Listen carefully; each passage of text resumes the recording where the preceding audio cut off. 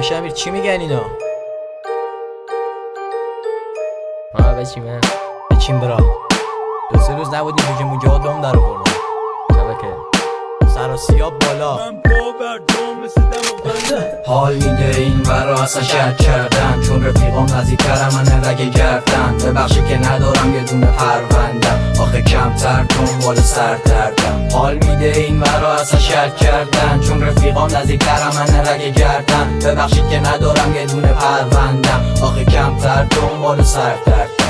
پا بر جای مثل دماوندی، بچه سر سیاب نداره کسی ترسی. گوش کن پسر دارم میدم بهت خوب درسی، میشناسنم همون خطوط لب مرزی. هر خطی که می نویسم و درک کن، هر دردی داری امشب رو سر کن. چپ کردی نگو به خودت بس کن، پیکا همه بالا ساقی فضا رو عوض کن. ما مثل شما نیستیم هر روز و در تفریح، فقط یه جمعه داریم با یکم بد مسی. یه بار بیای با ما بشینی واسط بد نی، آخه چرا انقدر داد داری تو بنگی؟ من تموم زندگیم شده بدبختی، ایرانی اما ندارم حقوق شهروندی. ولی بازم حالی نی چون اینجا رو من دوست دارم، کفم هم دی که واسه کار باید هر روز باشم. حال میده این برا اصلا شک کردن، چون رفیقام نزدیکترم من رگ گردن. ببخشید که ندارم یه دونه پروندم، آخه کمتر دنبال سر دردم. حال میده این برا اصلا شک کردن، چون رفیقام نزدیکترم من رگ گردن. ببخشید که ندارم یه دونه پروندم، آخه کمتر دنبال سر دردم. بابام یاد داد راهنمایی خیری،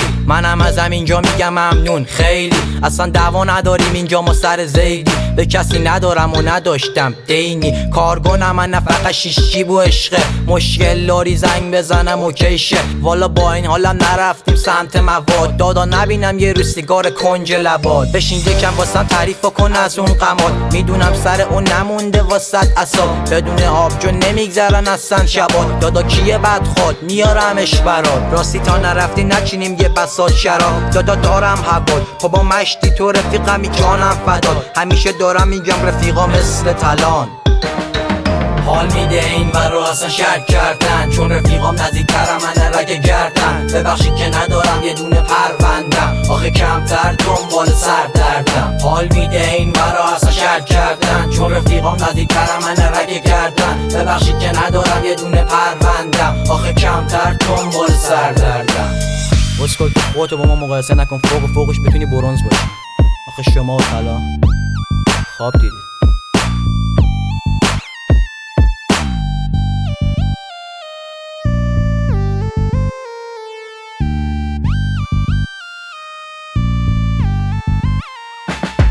حال میده این برا اصلا شک کردن، چون رفیقام نزدیکترم من رگ گردن. ببخشید که ندارم یه دونه پروندم، آخه کمتر دنبال سر دردم. حال میده این برا اصلا شک کردن، چون رفیقام نزدیکترم من رگ گردن. ببخشید که ندارم یه دونه پروندم، آخه کمتر دنبال سر دردم.